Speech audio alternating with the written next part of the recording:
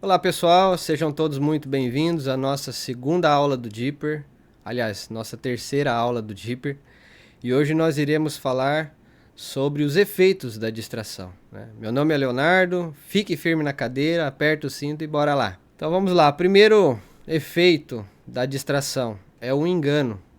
Em 2 Timóteo 4, do 3 ao 4, diz o seguinte: porque virá tempo em que não suportarão a sã doutrina, mas tendo comichão nos ouvidos, amontoarão para si doutores conforme as suas próprias concupiscências, e desviarão os ouvidos da verdade, voltando-se às fábulas. Essa palavra fábulas, no original grego, ela é a palavra mutos, que significa narrativa, ficção ou invenção. E é bem fácil notar que a gente está vivendo um período justamente de muitas narrativas, né? A gente não sabe mais o que é verdade e o que é mentira.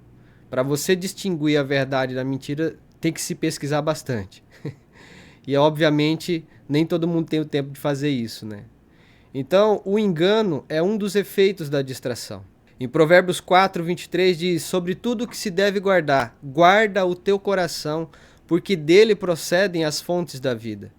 Então, a gente tem que se guardar do engano justamente por isso, porque o nosso coração, ele pode ser levado a ser enganado. E uma vez que você foi enganado, você pode corromper aquilo que você tinha como verdade absoluta para a sua vida e tornar isso mentira, né? Em Romanos 12, 2 diz o seguinte: e não vos conformeis com este mundo, mas seja transformados pela renovação do vosso entendimento, para que você possa experimentar qual seja a boa, perfeita e agradável vontade de Deus. Então, o não se conformar é uma coisa, mas o não se conformar e ser transformado pela renovação do entendimento faz toda a diferença. Então, muitas vezes, a gente vai ser confrontado pelos princípios que a gente acredita, né? Porque muitos vão dizer: olha, isso daí é retrógrado, isso daí que você acredita já não faz mais parte do que é a sociedade hoje, né? Você é muito quadrado. E eu costumo dizer que é melhor ser quadrado, que você não consegue ser movido para qualquer lado, do que redondo, né? Que facilmente você pode ser levado.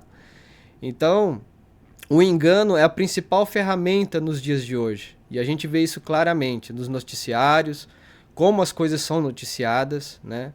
A gente vê claramente nas mídias sociais, nas redes sociais. Então, você saber o que é verdade hoje é muito mais difícil do que antigamente, porque a gente antigamente tinha poucas fontes de consulta. Hoje a gente tem diversas fontes de consulta. E a gente não sabe dizer quem está falando a verdade e quem não está falando a verdade, né? Então, o engano é um principal efeito da distração. Segunda coisa, segundo efeito da distração, a dúvida, né? Você percebe que a coisa vai escalando. Primeiro você é enganado, aquele engano vai gerando no seu coração dúvida. E a dúvida é um dos maiores problemas, porque ela impacta diretamente na nossa fé. E só para questão de exemplificação, em Mateus capítulo 14, do 22 ao 33, que é justamente a passagem que Jesus anda por sob as águas, diz no versículo 26 que os discípulos ficaram assustados e com muito medo quando viram Jesus caminhando sobre as águas. Só que Pedro, mesmo assustado e com medo, ele, pergunta: Senhor, se é tu mesmo, me permita ir até o Senhor. E aí Jesus diz: vem. E ele então desce do barco e começa a caminhar por sobre as águas. E aí no versículo 30 vai dizer que Pedro teve medo por causa do vento. Olha que interessante. No primeiro momento, quando eles viram o Senhor caminhando por sobre as águas, eles tiveram medo porque achavam se tratar de um fantasma. E no segundo momento em que Pedro está caminhando fora do barco, ele teve medo de novo. E qual a diferença de um medo para o outro medo? Eu tive pesquisando sobre essa palavra, medo, a palavra é a mesma. Só que num contexto aqui em que ela foi aplicada, ela é diferente, ela age de forma diferente. No primeiro momento em que eles viram Jesus e acharam que se tratava de um fantasma, eles tiveram medo que gerou pavor, que gerou ansiedade, que gerou transtornos, né? E no segundo momento, quando Pedro começa a caminhar, e aí ele observa um vento muito forte, e aí gerando nele, no seu interior, um medo, esse medo, ele trouxe consigo a dúvida. E é justamente o que Jesus fala no versículo 31. Ele fala assim: Pedro, né, homem de pequena fé, por que duvidaste? Ou seja, ele não falou assim, por que você teve medo? Ele falou, não, por que você duvidou? Porque Pedro caminhou por sobre as águas, mas o medo gerou dentro do seu interior a dúvida. E aqui é o maior dos problemas, porque muitas vezes a gente está vivendo um tempo de fé, um tempo de milagres, um tempo, né, em que Deus realmente está trabalhando na nossa vida, mas aí a gente permite por qualquer circunstância que o medo invada a nossa vida. E eu costumo dizer o seguinte, que a dúvida, onde ela está, a fé não consegue coabitar. Então, se a dúvida sai, a fé chega. Se a fé sai, a dúvida chega. Então, são duas coisas que têm um contraste muito grande. E a dúvida, ela pode justamente minar a nossa fé. E foi o que aconteceu aqui no exemplo de Pedro, né? Ele teve medo no primeiro momento, venceu o medo, que foi um medo natural em que levou ele a ter ansiedade, a ficar muitas vezes perplexo pela situação, mas ele falou, não, se é realmente o Senhor, me permita ir, e ele foi. Só que o interessante, o que é mais difícil você ter medo, de um vento ou de um fantasma? É muito mais fácil você ter medo do fantasma do que de um vento, né? O vento a gente está acostumado a conviver com o vento, mas com fantasma não. E o interessante é que foi uma coisa muito simples, muito pequena, que justamente trouxe dúvida na vida de Pedro, né?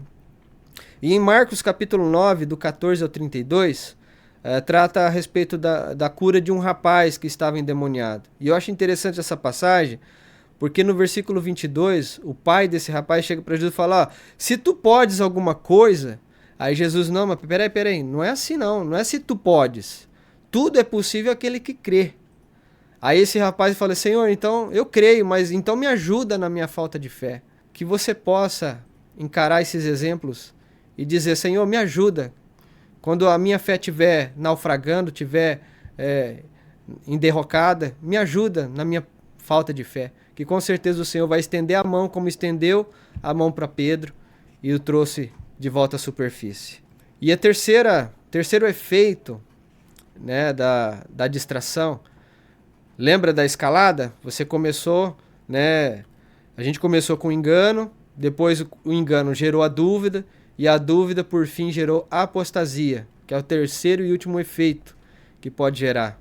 Em 1 Timóteo 4, versículo 1 diz, mas o Espírito expressamente diz que nos últimos tempos apostatarão alguns da fé, dando ouvidos a espíritos enganadores e a doutrinas de demônios. Olha como isso é sério. E essa palavra no original grego, apostasia, é aphistemi, que significa retroceder ou abandonar. Então, por último efeito, você vê que a coisa foi escalando. Você pode chegar à apostasia. E isso é muito grave, porque uma vez que você apostatou da fé, não há mais volta, não há mais retorno. Em Hebreus 10:38 diz o seguinte, mas o justo viverá pela fé, e se ele recuar, a minha alma não tem prazer nele. Jesus está expressamente dizendo aqui, né, por meio do escritor aos Hebreus, que aquele que recuar, ele não tem prazer. Então, antes de você chegar nesse ponto aqui, que é um ponto sem volta, tome os devidos cuidados. Não permita com que a dúvida chegue no seu coração. Como a gente leu no livro de Provérbios 4:23, o seu coração é a saída, procedem as saídas da vida. Então, guarda o seu coração, né? Se livre de qualquer coisa que venha minar os princípios de Deus estabelecido, né, em sua palavra, para que a gente possa caminhar nele, para que a gente possa viver segundo eles. Então você tome cuidado com isso, para que você não possa futuramente experimentar da apostasia. Porque uma vez que você chegou nesse ponto, é um caminho sem volta. E assim encerramos nossa terceira aula. Espero por vocês na nossa próxima aula e até lá.